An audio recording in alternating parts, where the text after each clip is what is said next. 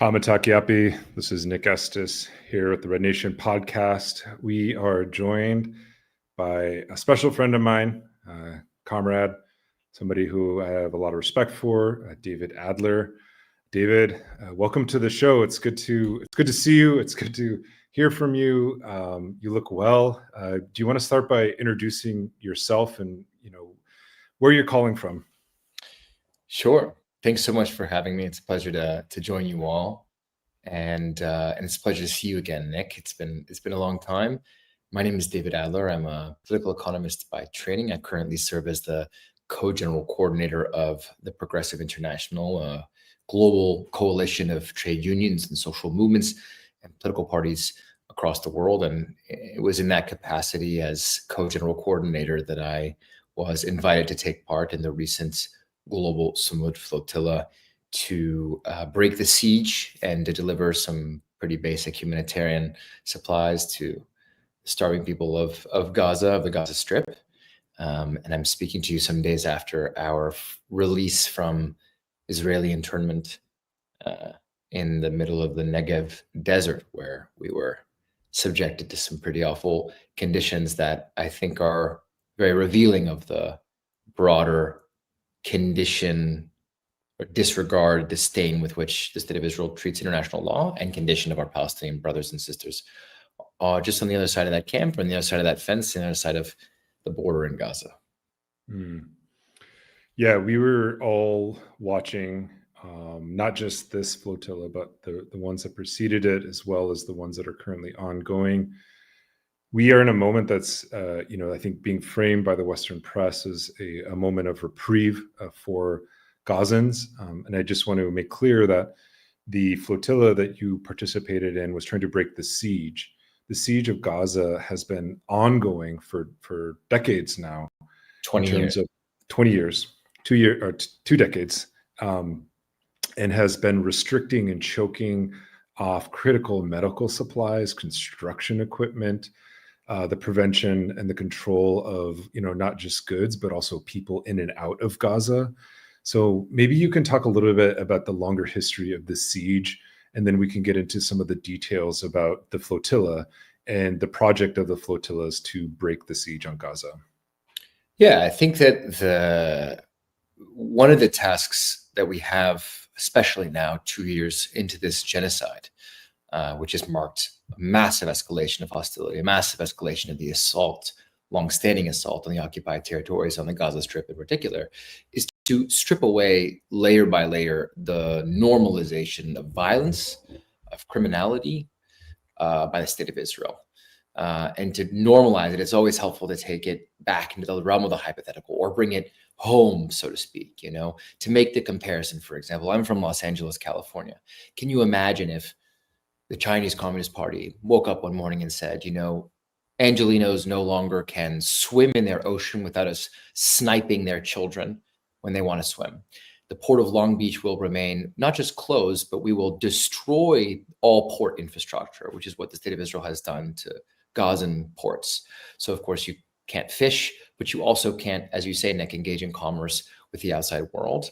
And then really critically for Gaza, which has, because of the state of Israel, because of terroristic violence of the state of Israel, no longer has an airport. So there's no freedom of movement for its people. So you can also not set sail from those shores to, be part of the broader Mediterranean community.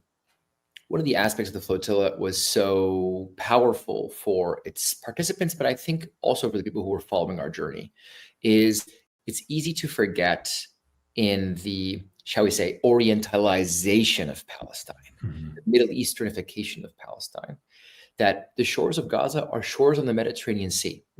That if you're vacationing in Mallorca or Ibiza, or you're visiting Naples or the Sicilian coast, this is the same sea where, of course, Africans on the move are repressed by the Libyan Coast Guard on the south side and the Italian and Greek Coast Guards on the other side.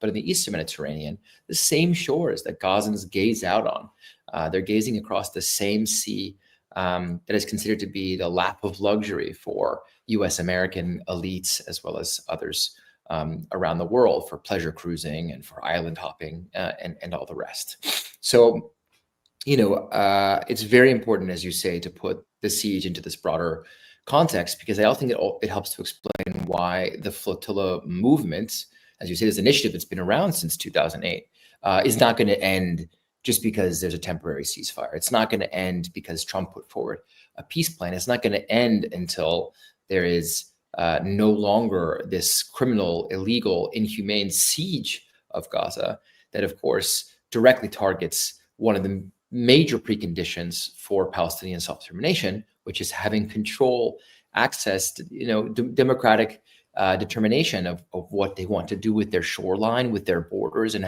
with whom they want to conduct commerce, and how they want to move and trade, and all the rest. And that's why, even some days after this harrowing experience for many of the people who are joining on the boats, we're already planning the next flotilla, in the same way that, even after the 2010 attacks on the Freedom Flotilla that were lethal on the Mare Marmara, where many Turkish activists were slaughtered by Israeli forces that raided their boats, it didn't deter the broader movement from continuing, because it won't stop until the siege is finally broken.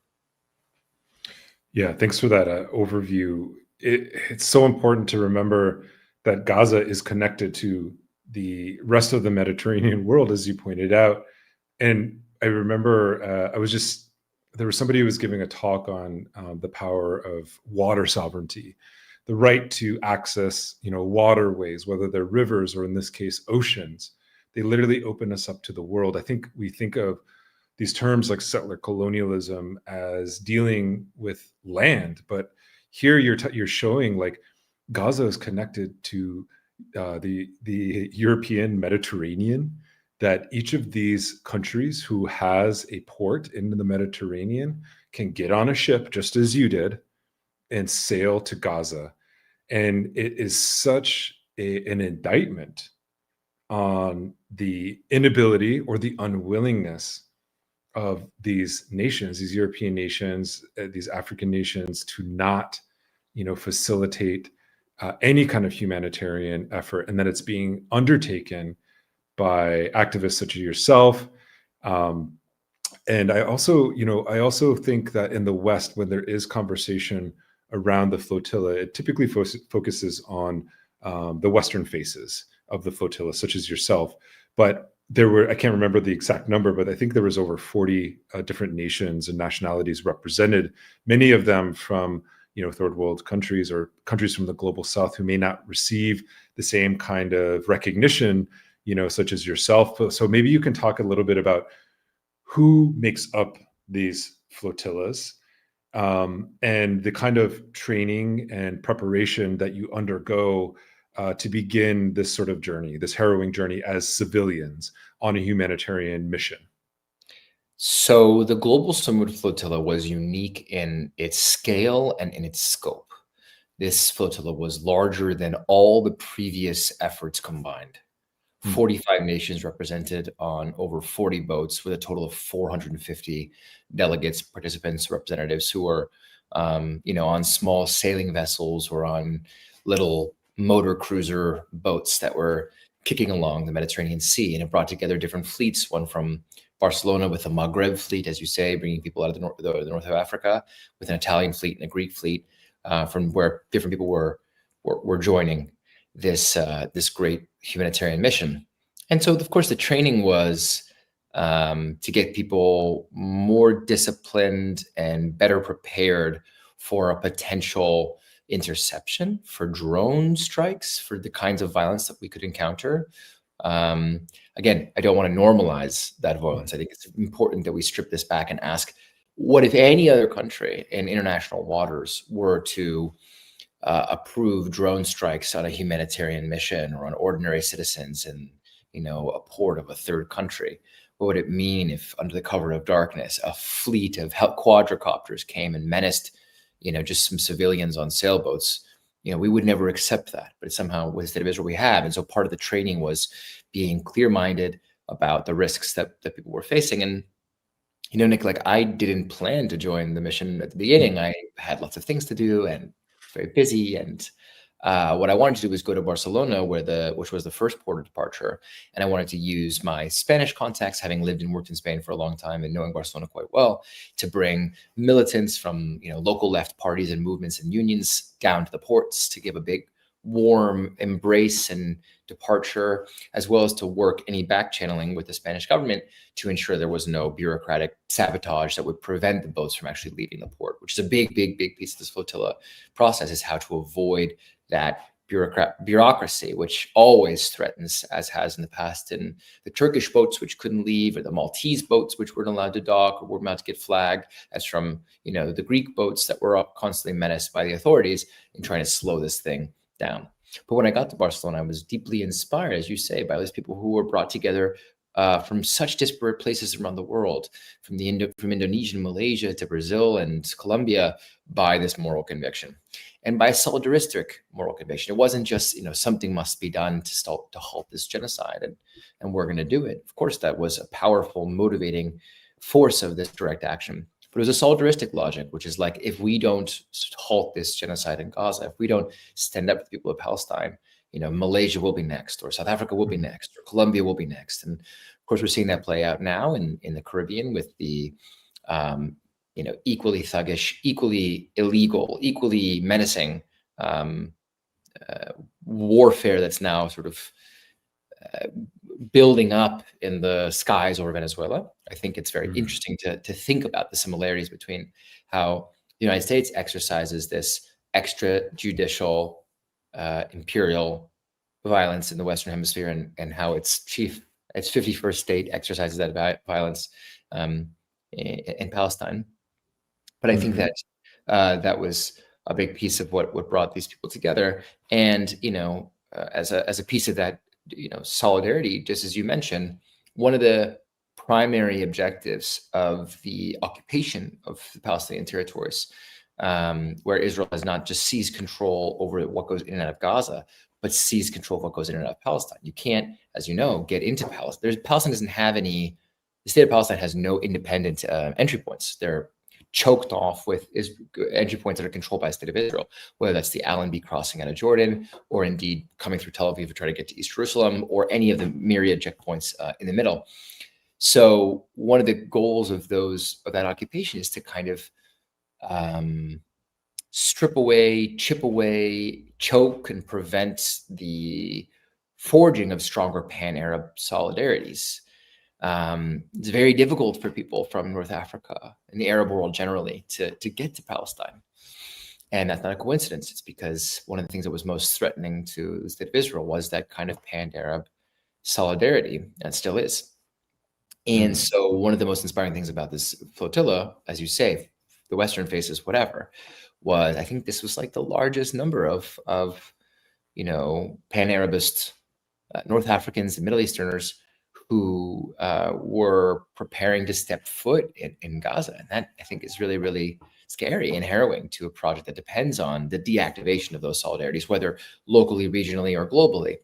And so, seeing that, general tricontinental global Southern coalition travel across the world to be present in the Mediterranean Sea, combined with, the courage of certain European or US American or Canadian, Western allies kind of stand up to their own countries and try to in defense of this principle, as well as the more specific pan-Arab solidarities. Seeing all those countries represented in this flotilla was one of the most inspiring aspects of it that, made me want to join and feel so lucky and privileged to be part of that mission, which was that we were making, like kind of a United Nations in miniature. We were kind of making a community of conscience that was more honest and more attuned to the global majority, to the global consensus on this genocide than we were seeing, and simultaneously, convened to the New York General Assembly, failing as it was to hold Israel accountable for the crimes against humanity that we've seen committed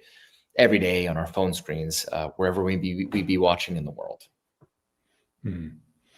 Yeah, I think what you talk about is I think you call it the kind of collective community of conscience around the world, is that many of these people coming from even, these other states, outside of the European sort of sphere or the West, we would think that they would be very sympathetic to this cause, but oftentimes even those state governments act as, as we found out recently with this new ceasefire plan, is that many of these Arab nations were making security deals and agreements with Israel as this genocide unfolded, showing the sort of complicity of many of these states in the region, which is in many ways like in contradiction to what many of the people that live in these countries actually want and feel, and how they can't just walk to Gaza. They can't just, even though it's literally just a land border, if it's in Egypt or if it's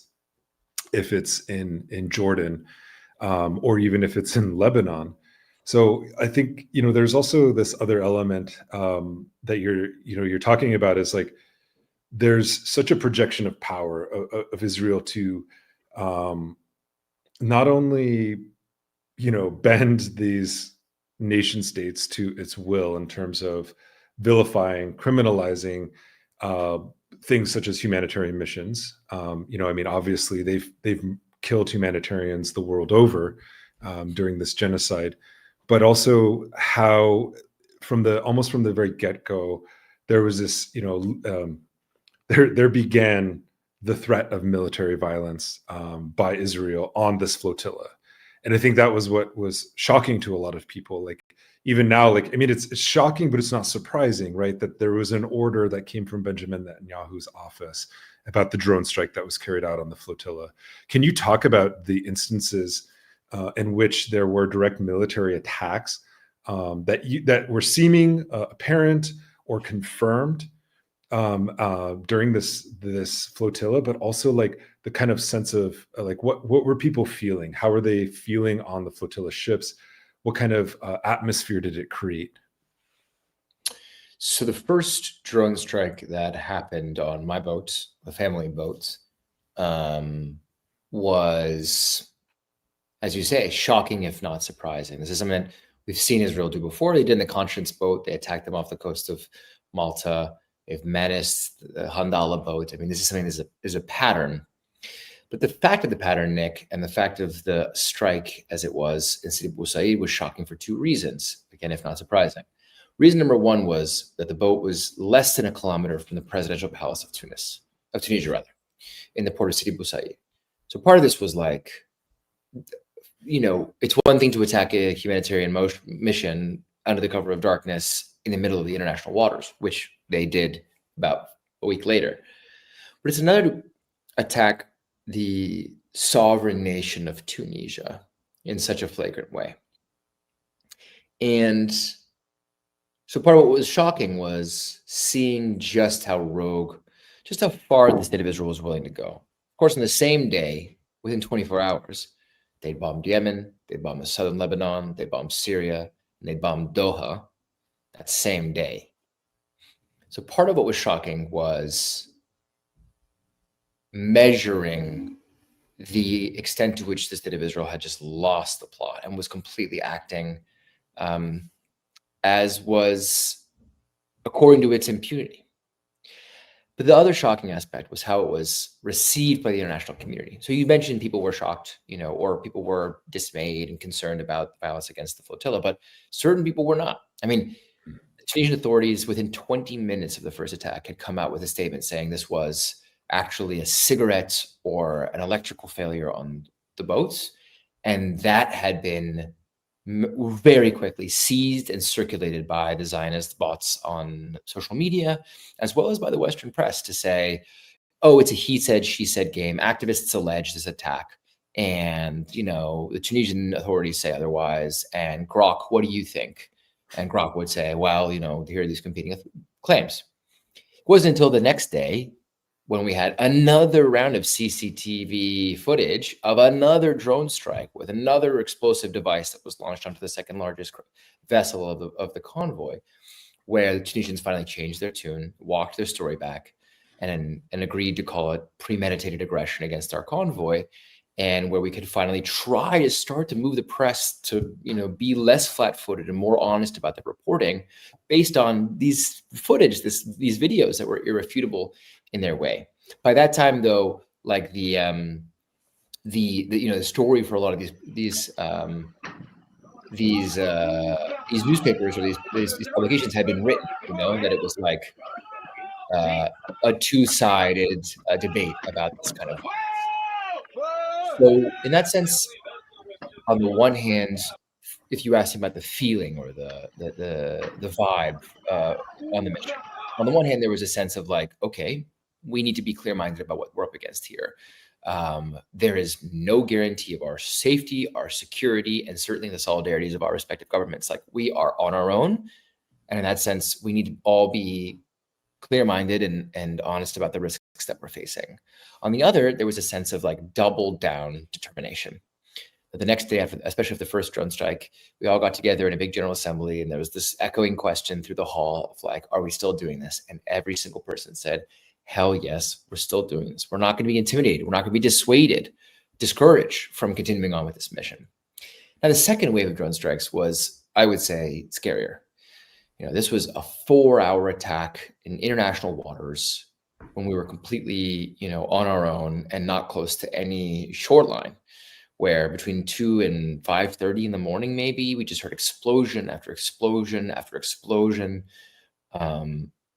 of these quadricopters dropping C4 charges onto small sailing boats. We didn't know who was alive, or if the boats were damaged, or what was going to happen to our friends and comrades who were on those boats. And that was because our communications were all jammed while we were trying to speak to each other and get that kind of information from the respective captains and crews in the boats. And that was really scary.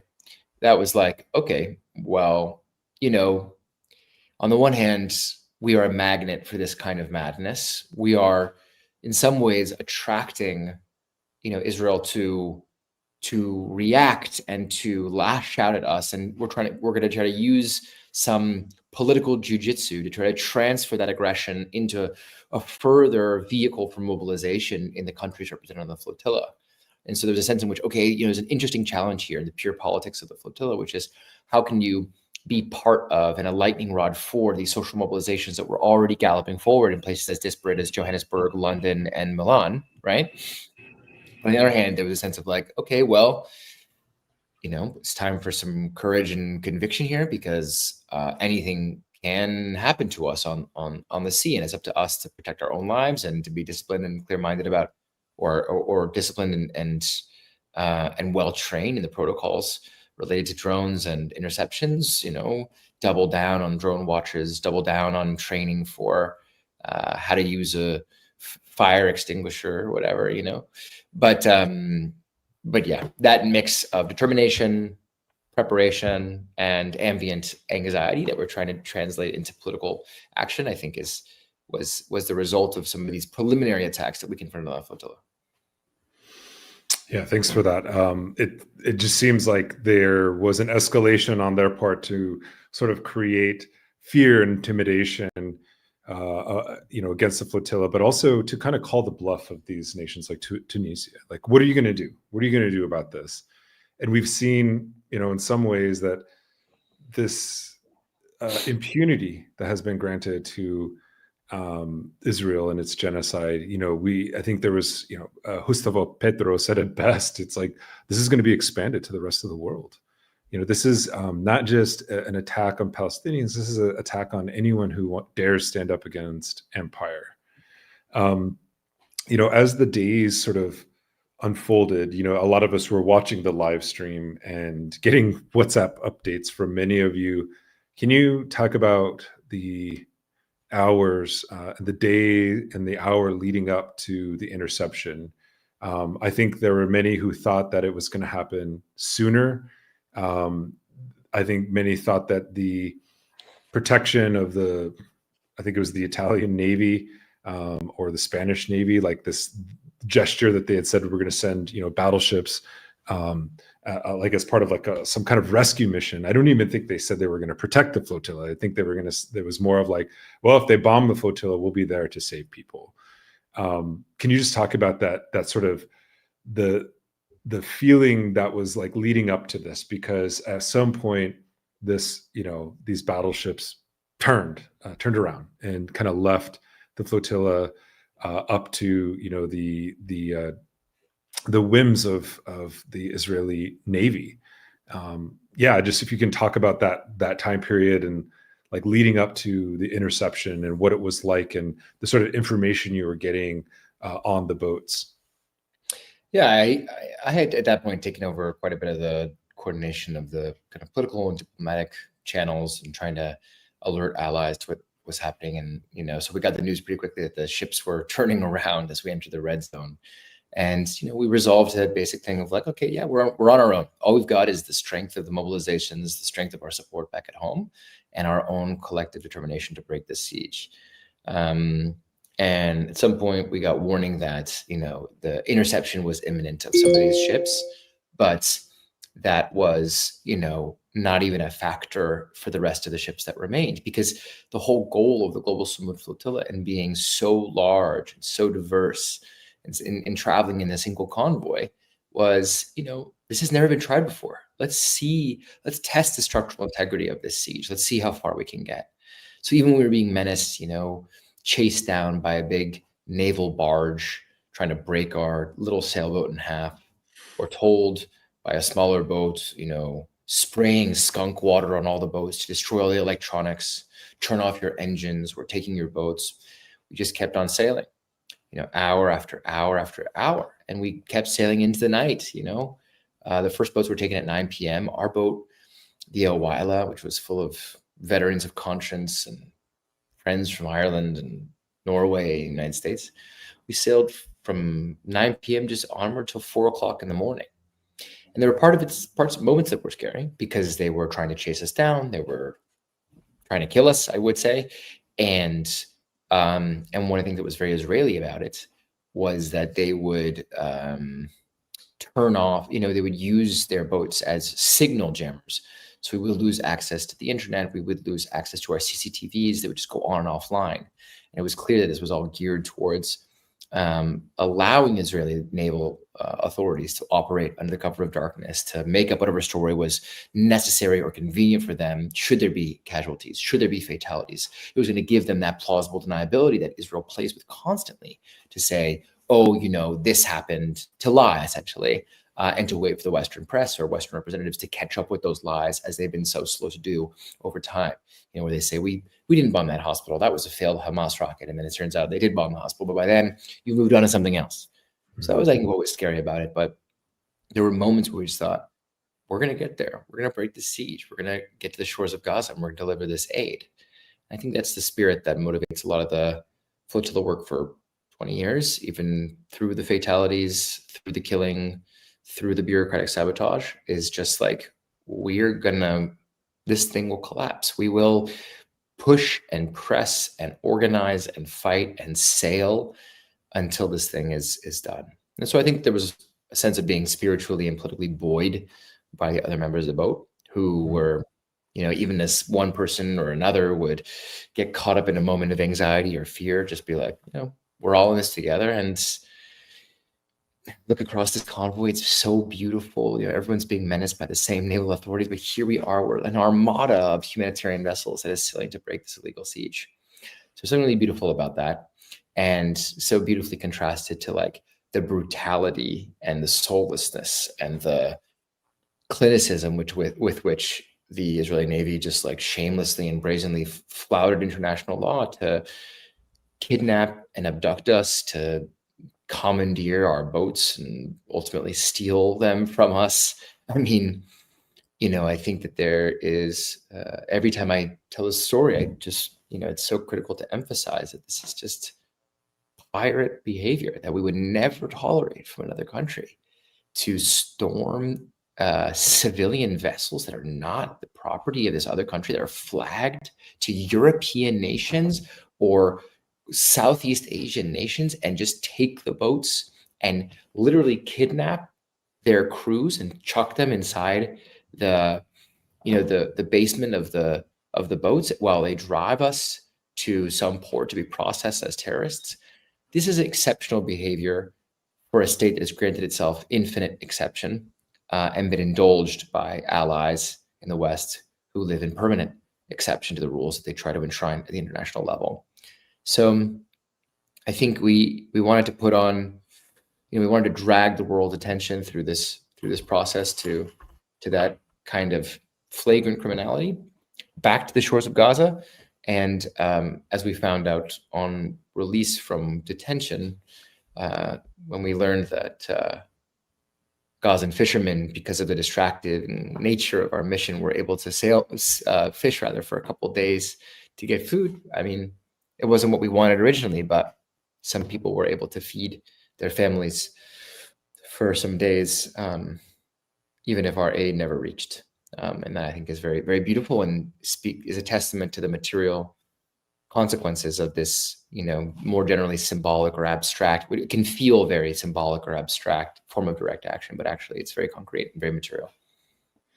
Yeah, that was one of the criticisms that was leveled at the flotilla, was that, by the Zionists themselves, was that this is not, carrying enough humanitarian aid, if it's carrying humanitarian aid at all, which was kind of an implicit acknowledgement, in my opinion, of what Israel was doing in terms of not just committing a genocide by military strikes and bombing, but was committing a genocide by restricting humanitarian aid, creating a famine, but then also controlling the distribution sites, which we've now have found out because of this temporary ceasefire, if it holds, that as Gazans are returning to these humanitarian aid sites, that some of these groups that were involved, the so-called Gaza Humanitarian Foundation, which was run by the US and Israel, were burning the hoarded food. They were burying it. They were letting it rot. So we're seeing this level of brutality, but the accusation against the flotilla is sort of an admission by Israel of what it's actually doing and its intent. So if it was not, if these things were not needed, then why would it need to stop, a humanitarian flotilla?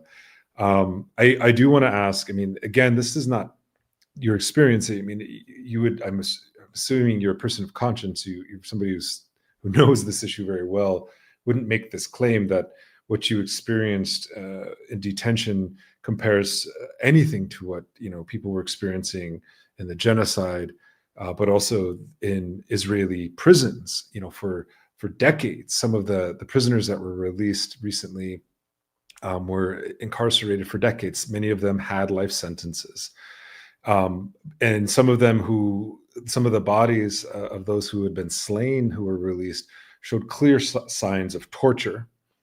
Summary field executions, just all kinds of malignant behavior towards the living and the dead. And you saw that sort of so-called counter-terrorist infrastructure in person as a Westerner, as somebody who is an American citizen. Can you describe to us what you encountered, what you experienced? There was images of Ben Gvir mocking you and like saying all kinds of things, calling you a terrorist and those things. And I remember like this kind of moment of disconnect in how there was the same sort of accusations made against, the Palestinian resistance, who were showing photos of the captured Israelis.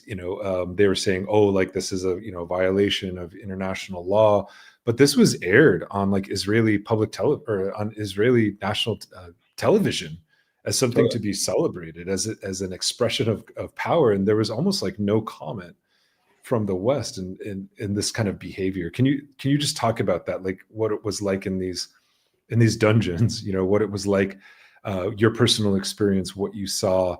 The IDF, soldiers, what were they like? How did they behave towards the flotilla participants? Yeah. So I think that it is really important to emphasize that for us, this was an experience, and for our brothers and sisters in Palestine, this is just reality. It's a reality to live in Ben Gvir's world. It's reality to live in a world of completely extrajudicial detention, where the concept of due process or fundamental rights just simply doesn't exist. And that's kind of the world that we entered in, and maybe we're a little bit naive about entering. This was, of course, was announced, but for a long time ahead of our arrival. that that we would be treated as terrorists upon arrival. And somehow I think it didn't click in my head totally that that is exactly the book that we were going to be read, you know, that we would be living in that kind of cloud of kind of really psychotic and murderous, abusive and torturous detention. So yeah, I think, you know, some of these behaviors are so flagrant and so strange and so fascistic. Like, I'll give you an example. When we arrived to the port of Ashdod and they stripped everyone of their jewelry and just confiscated all of their belongings. This is something that has happened in other societies that, you know, we would imagine Israel would not want to be compared to. But you know, people were going through detention processes or being processed, and you know, having their like critical medicines just thrown in the trash, and people saying, you know, I need those to survive. And you know, I don't want to put too much emphasis on them, but like, you know, this country, the United States, is the primary military, economic, and diplomatic sponsor of the state of Israel. And you had veterans who had served in the U.S. military with medicine from the VA, and Israel would throw medicine away from the. I mean, it was so perfect in terms of like, this is how far Israel is willing to go. And I think that's really what we're trying to emphasize as, you know, participants of the flotilla, but also now as ambassadors for that project, is to say, you know, this is how far they've come. This is how far they're willing to go. They're willing to do this, you know, to representatives of the global community from 45 different countries. If they're willing to do this to, you know, grandmothers and grandfathers and doctors and lawyers and teachers from all these different countries, and we can only imagine what is being done, as one of your viewers is pointing out, to the 7,000 Palestinians who are still being kind of illegally, unlawfully detained, you might say, you know, kidnapped or sequestered or taken hostage by the state of Israel, just since 2023 alone. So, what were you actually charged? Like, what did they actually, like, under what grounds did they like detain you? Was it because you were terrorists? Were you committing, like what was it? Like, were you committing piracy? Was that their justification for taking you? We were never charged with anything. We never saw a lawyer. We never saw a prosecutor. We never saw a judge. We were never part of the judicial process. We were just strip tied and shackled and disappeared into the desert. And we're living in an extrajudicial world. I think that in retrospect, you might say that we were considered prisoners of war. So living in that kind of strange universe where you can be systematically denied certain rights and not others. And so we were. I mean, you know, at times there would be, you know, no food, no water, definitely no sleep. They would play footage of October 7th on loop for 3, 6, 9 hours every single day on maximum volume on giant screens they put up in the cell blocks for us to watch. They would beat people. What do you mean images of October 7th? So I mean, on our cell block. So we were taken to basically the Guantanamo Bay of Israel, which was a 99-acre detention camp on the Egyptian border, where a prison that had become famous both for detaining a lot of the political prisoners from the first Intifada, but also was shut down, I think, in 92 and reopened in 2002 because of severe human rights violations that were documented by international human rights NGOs and Israeli NGOs. So it was gloriously reopened, this giant detention camp where we were taken. And in 1 second, someone's knocking. Hi, I'm in the middle of something. I'm on an interview right now. Sorry. Do you give me just 1 second, Nick? Sure.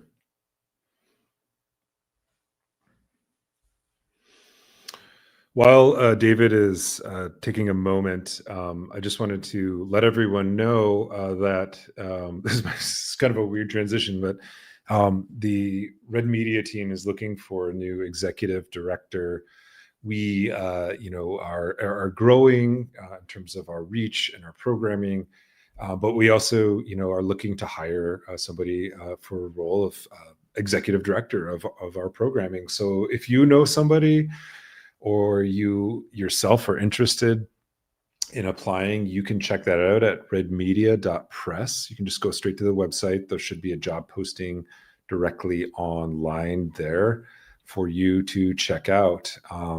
That's redmedia.press, and we're looking for a new executive director. So if that's something that interests you, please, please check that out. Looks like we have David back. David, we did a quick commercial break. You were talking about some pretty harrowing details about the Negev desert prison that once, housed the people of, was it the first Intifada, and then later shut down because of human rights abuses, but now being used, reopened and being used as a detainment camp for the Freedom Flotilla. Yeah. And so I think I was explaining that they, in our cell block, they, just for us, purchased these 2 large televisions. They zip tied and strapped to the grating on the cell block walls, where they played this sort of October 7th documentary, dramatized montage of horrific images and footage on a loop at maximum volume for between 6 and maybe 9 hours a day, every day, to try to keep us awake and to, have us, pay attention. This is the terror you support, and, this is why you're here. And from the get-go, were you kept together as a group or small groups, or were you isolated in separate cells? Yeah, so there were just so many of us. I mean, 460 people. It's like a lot of people to put into prison. So we were divided into different cell blocks. I was on a 19 cell block, so about 250 people in those cells. And they would move us around constantly, make announcements constantly, bring in riot gear crew with German shepherds and with shotguns and with tear gas and with batons to beat people up and to shackle and detain them. If you were being rowdy or you put up any kind of resistance to that process, you were be taken away and thrown to solitary for the day, shackled at hands and ankles and blindfolded. And we'd be taken regularly into interrogation rooms with Mossad agents who would question us about what we were doing there, who paid for us to join the flotilla. I mean, they couldn't understand how this thing had come together or come to fruition, or what had motivated us. Couldn't understand the moral convictions that we held with each other. So it was, as you say, shocking but not surprising in this way. Like, wow, these people have really lost the plots. And in some ways, clearly they felt we had fallen into their trap. In some ways, clearly they felt that they had warned us that this was going to happen, and then we had just, gone done it anyway. But in many ways, I feel the opposite. This mission sought to expose true colors and try to communicate to the world the extent to which this siege was being maintained criminally, illegally, and through brute force.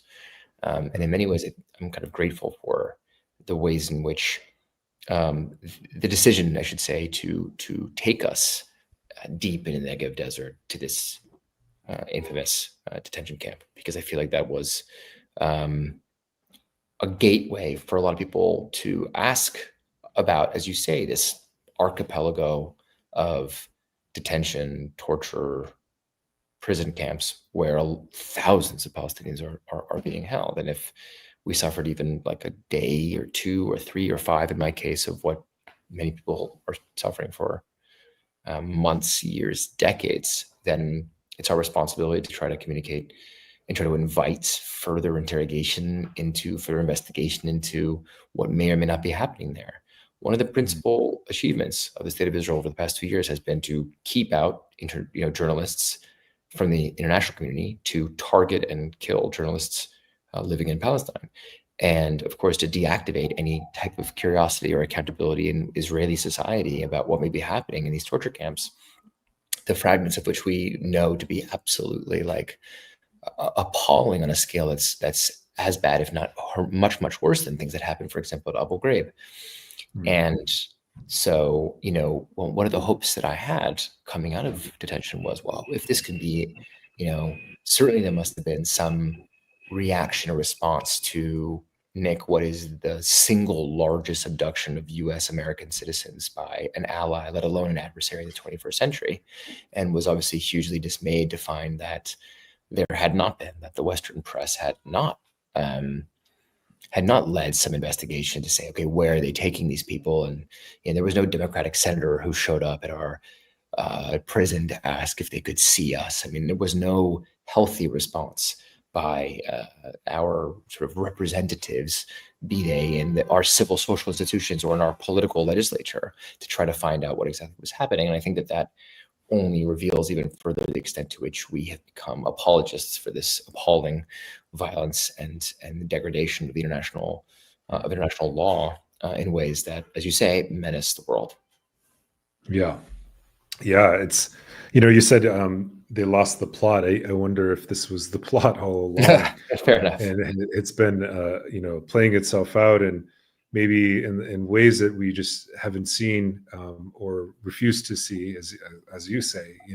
We are all complicit in this, and I think that's one of the things that I'm trying to grapple with as well in my own, my own personal life. I don't want to not trying to make it about me, and you're not trying to make it about yourself either. This is about Gaza. This is about ceasefire. This is about justice. And this brings me to my final question, because I think, listening to your story, it makes me think a lot about things that my own ancestors have gone through. And I always just wonder, what's the point of this senseless, violence? What's the point of this genocide?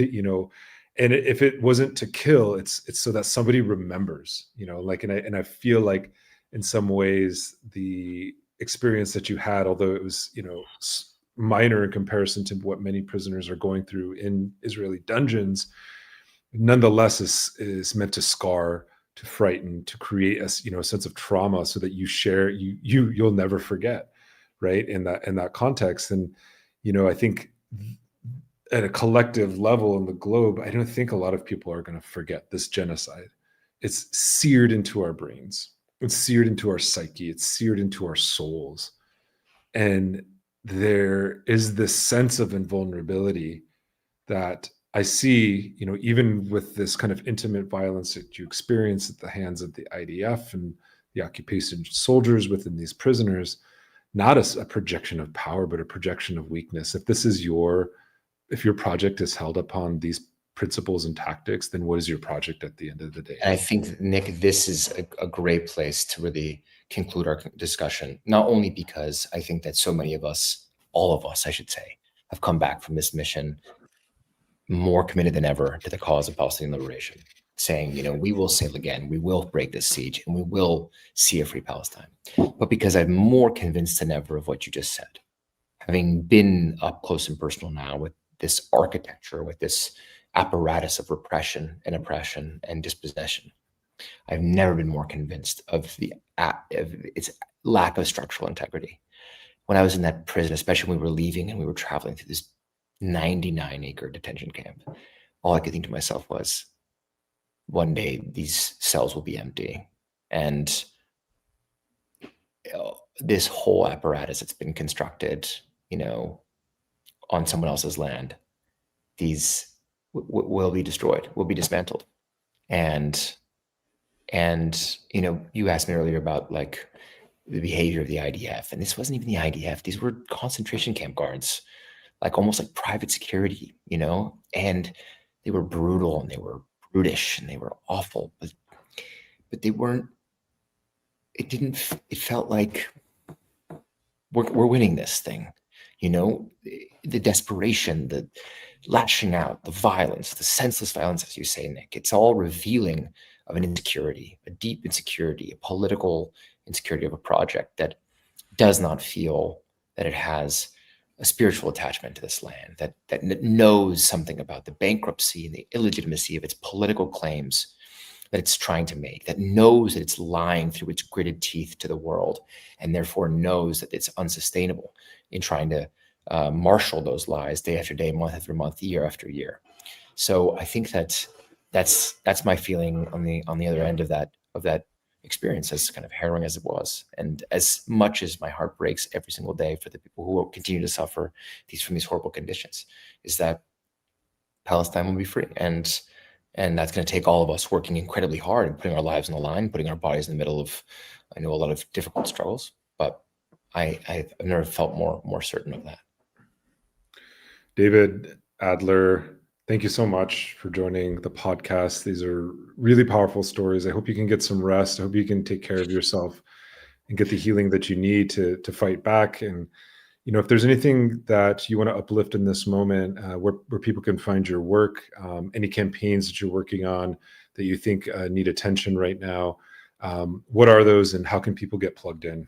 I think the main thing I would say is, we're already hard at work planning our next mission, which will probably take place when the sailing season starts again in spring or really early spring 2026. And my hope is that with even more time and preparation, with even more activation of our respective communities, that we can succeed in the mission where we failed on this one, and we can really break the siege, and we can reestablish that humanitarian corridor and set the conditions for the true self-determination for Gaza and for the people of Palestine at large.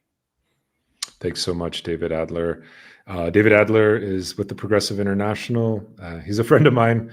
I was texting our mutual friend who was giving me updates on his status when he was captured, and we're just glad you're back, and we can't wait to see what's going to happen next. I think this is the beginning of something much larger. So thanks so much, David, for your work, for your perspective, and yeah, we'll see you next time.